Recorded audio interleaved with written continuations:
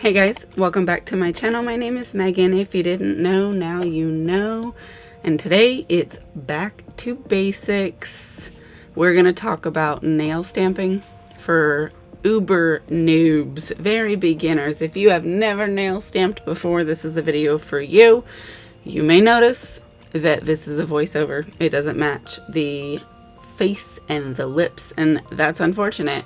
But for whatever reason, the whole time I was recording this video, it didn't record any of the sound, which makes me sad because I had some good information. So I'm going to do my best to remember everything I said and talk to you about it.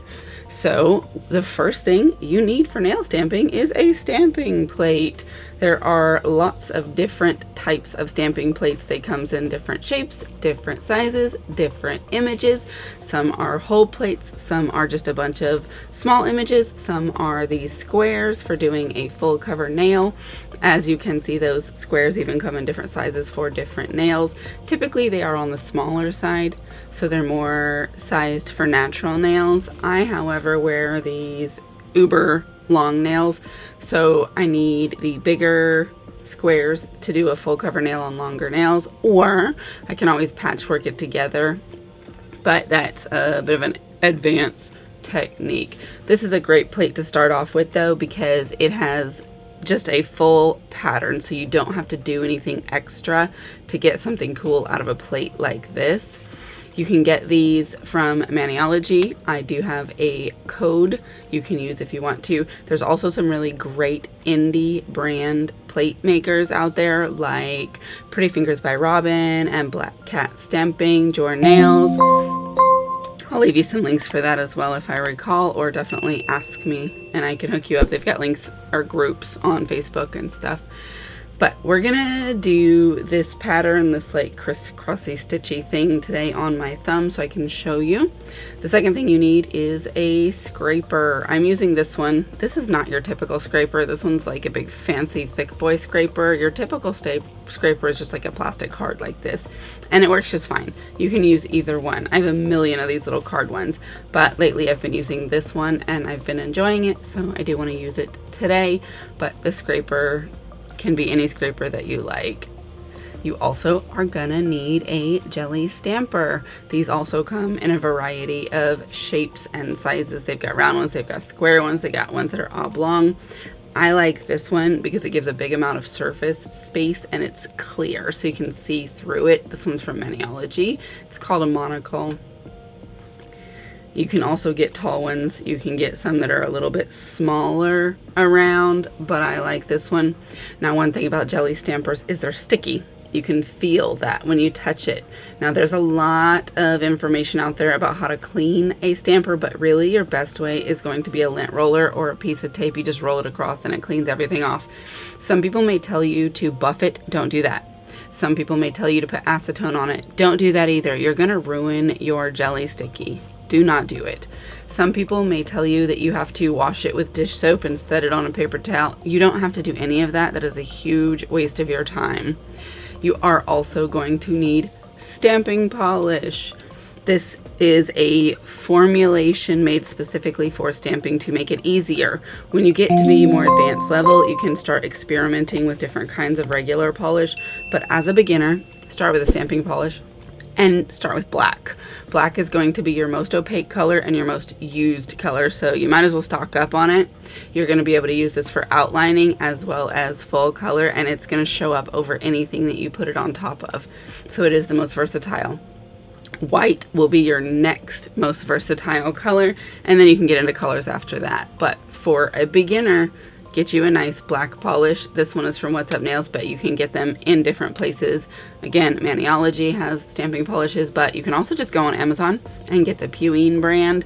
I use their blacks more often than not. They're very affordable and high quality products, and they will get the job done. Typically, if you're having problems picking up your stamping, it's going to be a couple of different possibilities that's causing it, and we're going to talk about those things today. It's not usually going to be the product. It's usually going to be the technique, whether it is the scraper technique or the polishing put down like technique, or whether it is how you are moving it across the stamping plate technique, or the pressure that you're using technique. There are so many areas where it could go wrong, but typically if you're having problems, it's user error. And so there's a lot of trial and figuring things out. You're also going to need acetone in a container because you're going to do a lot of cleaning up. I put mine in this container, and I like to use a cotton ball grabber. I can use this, put a cotton ball on the end so that whenever I am doing my cleaning, I can hold this stick and I'm not messing up the nails that I'm working on. Before I started using a cotton ball grabber and I just tried to hold the cotton ball or a wipe, it just gets all over your nail polish and then you're ruining it. Now, when you first open a stamping plate, I do recommend cleaning it. It's not dirty, but clean it, because there is a film that comes on these. Sometimes they're blue, mostly they're blue, but sometimes they're clear. And so if you're having a problem picking it up and it looks like it didn't come with a film, it's probably a clear film and you're going to want to get that off. But the residue left behind by that clear film often makes your pickup not work well. So cleaning your stamping plate before you even get started can really help get past that issue, which I discovered by trial and error, which is the way that you typically will. This is the acetone I use. It's 100%. I get it from Walmart. It's like $4 or something. Just put it in there, and that way you have that for your cleanup purposes, and you can just dip your cotton ball or your cleanup brush right in there. But I'm going to set that to the side so that I'm not knocking it over. We're going to do some stamping. So I like to stamp on top of a paper towel. So when you scrape your paint, you can wipe your scraper off on that paper towel and you're not making a huge mess. If you're just doing it straight on your mat or your surface, it's gonna get everywhere. So a paper towel just kind of helps you clean as you go, though there will be paint left on the scraper and there will be paint left on the plate. That's okay. So when the plate has the paint residue around the image, don't worry about it, because when you try and pick it up, it's not usually going to pick up that residue that's around the image. Now you are going to have to do a little bit of experimentation with the way you're scraping. So the direction you scrape matters. The pressure you use matters. The angle you use matters. So some people just put a little bit of paint on the edge and then let the scraper scrape it across. But for me, I like to kind of zigzag it everywhere. That way it's getting in all of the crevices. Sometimes when you put your paint on there in one direction and then you scrape, it's going to leave little gaps where the etching has ridges. And so then you'll see these hollow spots in your pickup and you're like, what in the heck? And so that's why I like to do a bit of a scrub to get the paint in every possible angle that it could go in so that it fills it up as completely as possible. It's not always perfect. So, you know, things happen. And sometimes even I, with as much experience as I have to try 5 or 6 times to pick up some, because some are hard. The finer the lines are, the harder it can be. And then also images with big gaps that cover big amount of space, those are really hard to work with as well. So if you try and scrape one direction and it's really just not giving you a good pickup, you might try turning the plate and scraping it sideways, or sometimes even diagonal. Now, whatever direction you scrape, you're going to roll your stamper the opposite. So if you scrape downwards, roll upwards. It helps. It does, because it pushes that polish back that other way. And you only really want to use the weight of the scraper. Like, don't push down hard, because then you're just going to squeeze the polish out, and that's not going to work. You just want it to be just enough that it makes contact all the way across. Even I struggle to not push down too much. I'm notorious for it. That's one of the things that you'll see with those bigger etchings. If you're not scraping too hard and scraping your polish out, then you're pushing down too much and squishing your polish out. So don't give up. If you're struggling with a pickup, make sure everything is clean. Make sure you're filling your etching in completely. Make sure you're not scraping too hard, but you're scraping hard enough to get most of the excess off. One scrape is all you need. If you have to go in with a second scrape, then you may take so long that your polish starts to dry, because this stuff dries almost instantly. So you have to move really quickly. And so again, don't give up. Just keep trying, try angles, try directions, try different pressures, try applying your polish in a different way. Make sure that you're getting it fully spread on there. This is a good scrape here. As you can see, there is residue everywhere, but that's all right. This is an excellent pickup. You can see that it is complete. There are thinner areas than others. That can happen. You do see that there are some bits of excess paint around it, and that's not a problem because we're going to use our lint roller to just clean that right up. You can use a piece of like clear tape either, that's fine. Just sticky is the easiest, and that way you have less work to clean up after the fact. If you're just needing to remove like a piece of a design, what you'll do is you'll use your scraper and you'll push down and then pull to the side. If you push down and try to lift up, you're gonna lift up the image around it as too. But if you push down and then pull, it'll cause a break in the image around the scraper and separate it so that when you do pick that up, you're not picking up any of the parts you don't want to pick up. Now at this point, if you were doing reverse stamping, you could color it in, but that is not a beginner level, so we're not going to do that today. Now, because this polish dries so quickly, you are going to want a sticky base coat. So sticky base coat will re-stickify your nail so that even if your image you've picked up has dried, it's going to have something to stick to. You can use sticky stamping polish, that also will help, but if you're just using regular stamping polish, this works. And this is the way I like to do it. I got this big old bottle on Amazon for like $7. So you put it on there. It takes about 30 seconds for it to be ready. You want it to be dry enough that it is not wet, and so it's not going to slide your image, but you want it to be not completely dry because then it's going to lose its tacky. You just want to get it right while it's still tacky before it becomes dry. And I like to test that by touching the very edge. That way, if it's not dry enough and it's still a little bit wet, I'm not messing up my surface and leaving like fingerprint indentions. So just check around the edges, give it more time if it needs more time, give it enough time. You can check it pretty frequently. If you wait too long by accident, you can always add more. It's all right. Now, I like these clear stampers because you can see through them, and you're going to want to look down through it so you can see where you're lining this up with the nail. Now, I am going to have to look down through this to do it, so the angle you're looking at it and the angle I'm looking at it is not going to be the same, but you're going to get the idea. I want to make sure I'm lining this up as best as possible. So I'm going to start by lining it up with the cuticle for the very edge of it. And I'm just checking, and I can see that there is enough stamper to cover the entire nail, so I shouldn't have to do the stretch technique, which is advanced level as well. But yeah, I'm gonna get it on here, and then I'm gonna push it down in the back and roll it forward so that it goes to the end. This is a very curved nail. With flat nails, this is less of a problem, but with a curved nail, you have to roll it down the sides as well once you get it flat. But make sure you're looking, because you can see it's picking it up where I've already rolled and made contact, but the other side is not on there yet. So I'm gonna have to roll it back and line that other side up with where it was connected, so that when I do completely roll it off the edge, it's not just all mismatched over there. This takes a little bit of practice too. But again, it's mostly a problem for really curved nails. If you've got flatter nails, you'll probably be able to cover the whole nail just by going down flat. Now there will be excess, and that is okay because you can clean it up. You can either use a cleanup brush and some acetone to go around the nail and clean that up, or in some spots you can use the lint roller itself on like the flat bits and just go ahead and clean it up like I do here.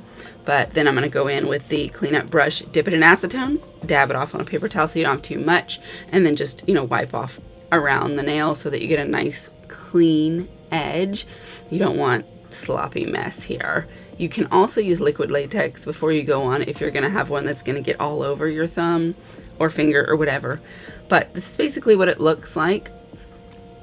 And then when you're done with your stamp, use your lint roller, clean stamp. You do not need to do all that stuff they tell you. And make sure that you're cleaning your stamping plate between every stamp. You cannot re-stamp on a dirty area. It just won't work. And you can use that cotton ball and your grabber to clean your scraper as well. My scraper's a little bit dirty. I don't do a very good job. Now here is your next important thing. This is smudge-free top coat. This one is from Maniology. It's water-based. I like the aqua topper as well. It's a thicker one, but this one works just fine. you have to protect your nail art. So you'll put this on first. It is not a final top coat. You cannot just put this on and then move on with your life. You're putting this on to create a barrier. And because it's a water-based top coat, it does take a little bit longer to dry. So I like to give it a good 5 minutes before I go in with my final top coat. Now, if you do put your final top coat on before this is completely dry, it may turn foggy, but don't worry. It's just because it's still moist and the air is, or the moisture is trapping in there. But as the nail dries, the gassing will evaporate through that top coat and it'll turn back clear. So even if it's foggy, don't worry, just give it a little while, it'll turn clear. Now, I am going to give this a few minutes and then I'm going to go in with Sèche-Vive. I choose Sèche-Vive because it is a super thick top coat and it dries really quickly and gives me a beautiful even finish. The reason you can't go straight on with a top coat is because top coat works by melting the top layer of polish to give it a nice smooth finish, and that's great if you're using a cream. But if you have any kind of nail art, if it's nail stamping, if it's fine lines you drew by yourself with a paintbrush, if it is water decals or transfer foils or marbling, anything like that, you want to go in with your water base. Even a chrome, you want a water-based top coat before you go in with your final top coat so you don't ruin it. If you're using a gel top coat, you can skip the water base because gel does not melt nail polish. But if you're using regular, it is of the utmost importance that you use that water-based top coat first to protect your nail art, because if you're just gonna ruin it, then you've wasted your time and all of your hard work on this beautiful nail art. So make sure that you have all of the products that you need to be successful and create stunning nail art with nail stamping, because it really just does make everything so much easier. There are so many different designs available to you with nail stamping, and there are so many techniques. Once you get the hang of it, like, you can really find out about a lot of ways to level up your nail stamping game. Trust me, if you watch any of my videos, you know that I do some pretty cool stuff with nail stamping. This is the Sèche-Vive though. Like, look how it goes on there. It's so thick and like juicy. I just love the finish that it gives. It is beautiful.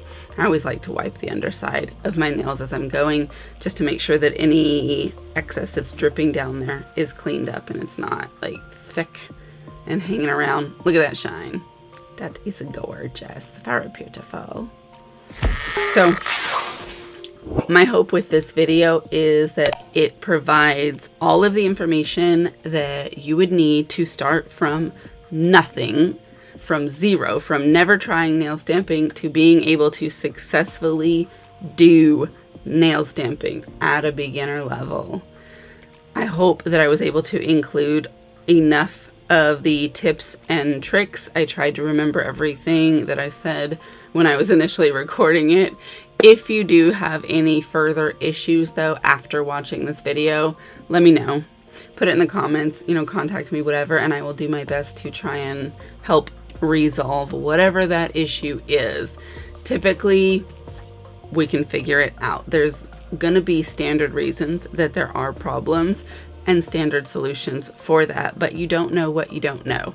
So if you haven't run across the issue before, you may not already know how to fix it, but we can figure it out. I can tell you though, when asking for advice on how to fix a problem with nail stamping, it is best if you present a video to show what you're doing, because sometimes, more often than not, the problem is the technique, and we're not able to determine what you're doing wrong with your technique if we can't see it. So get a little video. It doesn't have to be fancy or quality or anything. Just make sure that you have some way to load that, whether you put it in the comments of like a social media post, or if you send it in a message or whatever. Just make sure that there is a video to show exactly what's happening so that we can try and help with advice that comes from experience. But that is pretty much it. I think we've talked about everything that is important to know about the items you need, the techniques to use stamping successfully. If you like this video, definitely do hit the like button. The algorithm thanks you, and so do I. And if you made it to the end of the video, leave me a comment. Let me know if you've tried nail stamping, if you like it, if you don't like it, what is the reason that you don't like it if you don't like it, and any challenges that you feel like you have run into that you may be able to overcome with the tips and tricks provided in this video. Make sure that you are subscribed so you're not missing my videos. I do some pretty fun stuff over here sometimes, and keep your eye out for live streams. Those are pretty fun too. We can hang out. Make sure you're following my socials. Sometimes I post things over there that I don't get to post over here, and you don't want to miss out on that either. And if you're interested in joining my channel membership, please do. Check out the levels and the perks that come with them, and if any of those are something that you want to participate in, absolutely join. I would love to have you, and I appreciate you for all of your support and being here with me. Making YouTube videos adds a massive amount of joy to my life, and I am so happy that I am able to do this and that you guys like watching my videos. But that is really it. Again, thank you so much for watching this video. I'll see you in the next video. Goodbye.